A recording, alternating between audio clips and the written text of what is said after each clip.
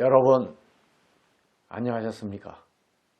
오늘은 부처님 말씀 잡암경 말씀을 전해드릴까 합니다.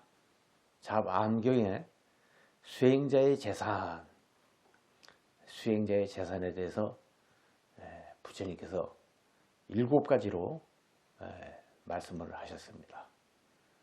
수행자는 어떤 것이 재산이냐? 그 7가지 중에서 첫 번째가 믿음이 재산이다.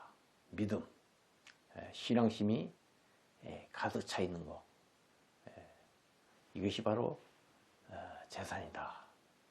믿음이 없는 사람은 굳이 승복을 입고 절집안에 있을 필요가 없습니다. 믿음이 없는 사람이 믿음이 있는 사람을 구원해내기가 어렵습니다. 믿음이 재산이다. 그러니까 철저하게 서가모니 부처님을, 그리고 서가모니 부처님의 가르침을 믿어야 됩니다. 이것이 대단히 중요합니다. 믿음이 재산이다. 부처님의 가르침을 철저하게 믿는 것, 철저하게 따르는 것, 부처님의 가르침에 따라 생각하고 행동하고 말하고, 그리고 부처님 가르침을 전하는 것, 이것이 수행자의 할 일이다. 믿음이 재산이다 하는 거예요. 요즘 보면은 안타까운 것이 있다. 그 뭐냐, 안타까운 게 출가 승려들이 TV 프로에 종종 출연하는 모습을 봅니다. 특히 예능 프로, 그 아무런 종교적인 믿음을 전해줄 수도 없고 희낙락하는 그 예능 프로에 그 출가 수행자들이 그 예능 프로에 출연하고 그러는데 뭘 얻으려고 그러는지 몰라요. 아무것도 얻을 게 없습니다. 예능 프로의 그 관계자를 이끌고 가는 것도 아니고, 제가 봤을 때는 끌려가는 그런 프로그램에 그 출연해가지고 승려의 위상을 추락시키는 경우를 많이 봅니다. 믿음이 약해서 그래요. 믿음이 없어서 그렇습니다. 믿음이 강하면은 출연할 것과 출연하지 말아야 돼. 그걸 구분할 줄 알아야 돼요. 신앙인이 해야 될 일이 뭔지 구분할 줄 알아야 됩니다. 그러니까 옥석을 가리지 못한다 하는 거예요. 그 뭐 TV 출연해서 뭐 하려고요, 그래? 그 참 철없는 짓들을 많이 한다. 뭐 세상에 영합해서 살아가는 것도 필요하지만은 영합하는 것도 어느 정도지, 자신의 본 모습을 잃어가면서 출연할 필요가 있겠느냐. 좀 자각을 좀 해야 된다 하는 것이에요. 부처님 말씀을 전해드리는 그런 시간도 아니고, 그 예능 프로에 끌려가는 그런 모습을 보니까 안타깝게 짝이 없다.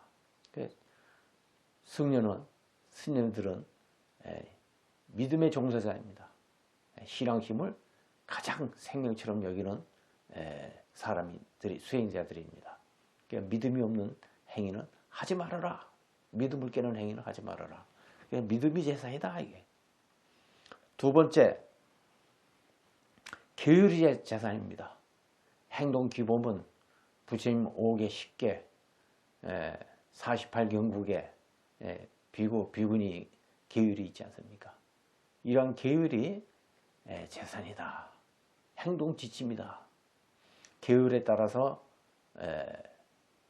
수행을 하고 계율에 따라서 정진을 하는 것입니다. 그러니까 계율을 어기지 말아라. 계율에 따라서 공부하고 정진하는 자세가 필요하다. 부처님께서 말씀하셨습니다. 계율이 재산이다.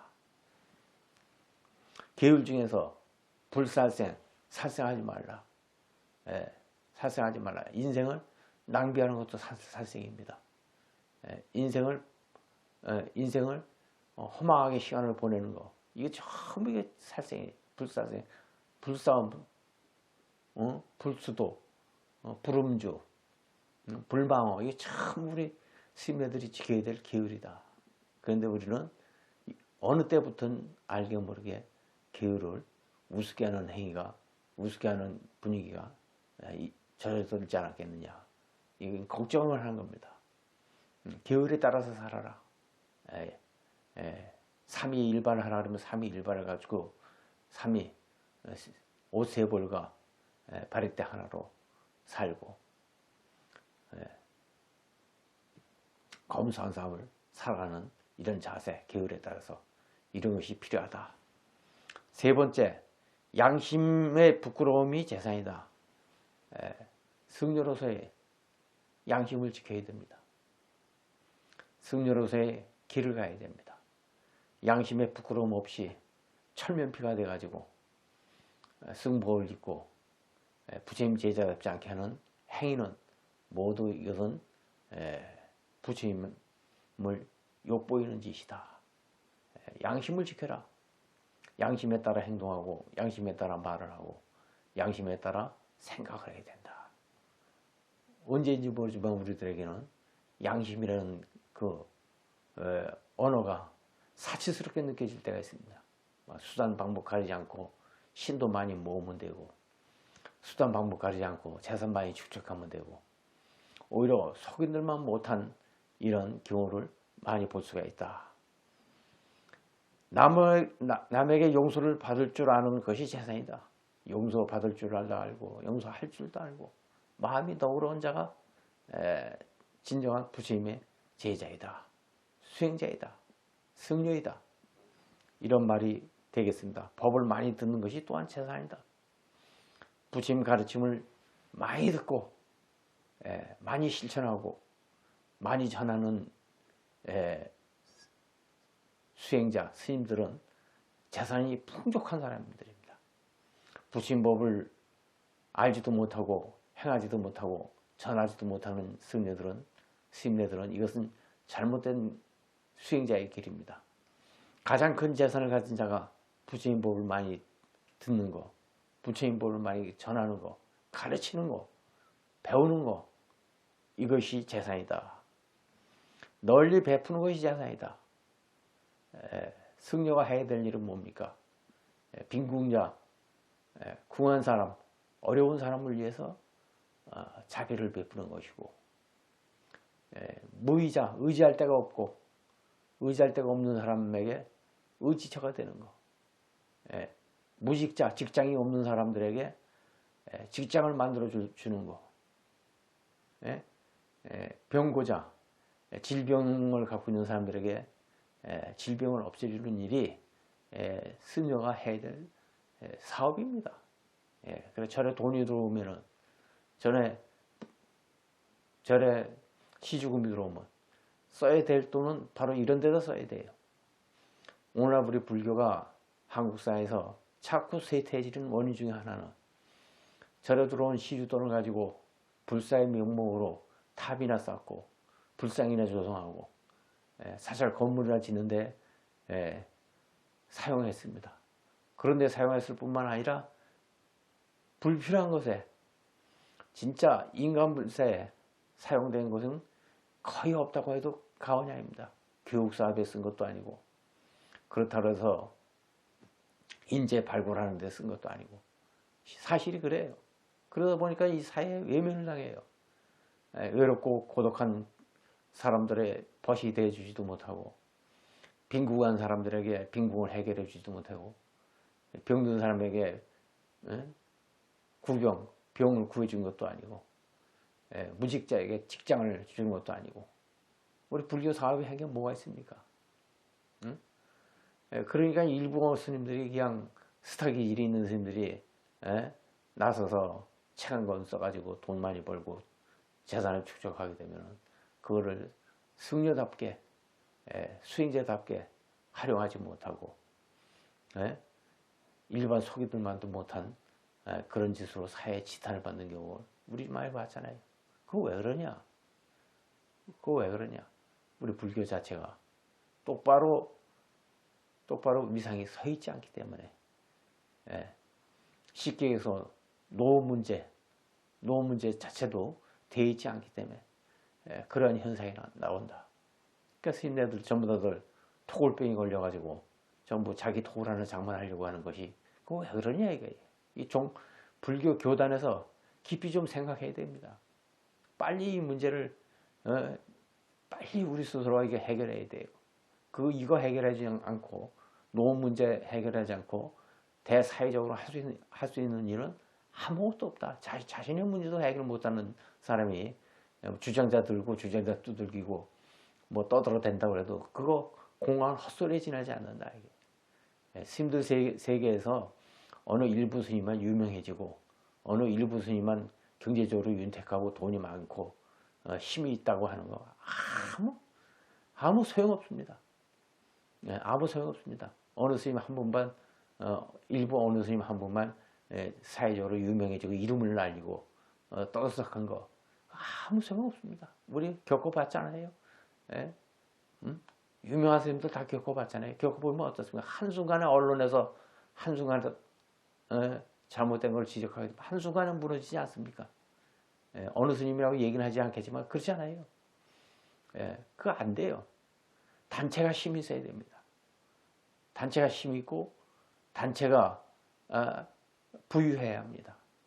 근데 우리 승려 사회에서는 어떠냐? 단체가 힘이 없고 개인이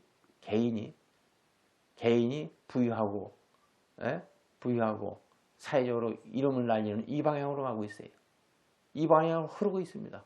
그냥 불교 교단은 아무 일도 못하는 거예요. 개인이 잘못해도 아무 일도 못하는 겁니다. 제명시키는 거 외에는 아무것도 하지 못하잖아요. 대사회적으로 말 한마디 하지 못합니다. 이런 것이 왜 그러냐? 우리는 널리 베푸는 것에 대해서 대사회적으로 베푸는 것에 대해서 불교는 등한시했다. 등한시했다. 대사회적인 사업에 대해서 등한시했다. 경제에 대해서 사실은 자립을 해야 됩니다. 농사 짓고 불교에서 공장 세우고 교육기관 만들고 병원 세우고 다른 종교에서 보는 것과 마찬가지로 대사회적인 사업을 충실하게 다져놨어야 됩니다. 실제 그만한 능력이 있었는데 그만한 능력을 갖추고 있는데 절에 들어온 돈을 전부 잘못 쓰고 있는 것이 아니냐 이런 생각을 하는 겁니다. 법당이 조금 허물어도 괜찮습니다. 법당이 좀 벽에 금이 가도 괜찮습니다. 그것 때문에 중생 교화 못하는 거 아닙니다. 실제 중생 교화 못하는 것은 대사회적으로 절에 들어오는 돈을 베풀지 않고 대사회적인 복지사업을 등한시했기 때문에 오늘날 우리 불교가 이렇게 한량없이 추락되고 있는 겁니다. 이런 걱정을 하시는 분들이 몇 분이나 있는지 걱정 아닌 걱정을 제가 해보는 겁니다. 7번째 부처님 말씀이 뭐냐? 어리석지 않고 지혜로움이 재산이다. 지혜로운 것이 재산이다. 우리는 지혜로운 삶을 사느냐? 지혜로운 길을 걷고 있느냐? 이거 한번 살펴봐야 된다. 이 불교 교단이 지혜로워야 됩니다. 불교 교단이 힘이 있어야 됩니다. 불교 교단이 살아있어야 됩니다. 불교 교단이 사회적 영향이 커야 됩니다. 이제 개인이 뭐 하는 시대는 지났어요. 뭐 아무개 스님이 유명하다. 아무개 스님이 책을 잘 쓴다. 그거 아무 소용없습니다. 아무 힘 없습니다. 교단 자체가 힘이 있어야 돼요. 교단 자체가 건강해야 됩니다. 교단 자체가 건전해야 됩니다. 과연 우리 불교 교단은 건강한가? 힘이 있는가? 응? 대사회적으로 필요한 존재인가? 이거 한번 깊이 살펴봐야 됩니다. 오늘날 불교가 이렇게 힘이 없이 맥없이 추락된 적이 역사상으로 일찍이 몇 번이나 있었겠느냐. 지금은 우리가 정신 차려야 됩니다. 정신 차리고 부처님 가르침이 이 땅에 영원히 존재할 수 있도록 힘을 모으고 지혜를 모아야 됩니다. 요즘 우리의 모습을 보면서 부처님 말씀 수행자의 재산, 수행자의 재산은 7가지 외에는 따로 존재할 필요가 없다 하는 것을 제가 전해드리면서 이 시간을 마칠까 합니다. 대단히 감사합니다. 성불하십시오.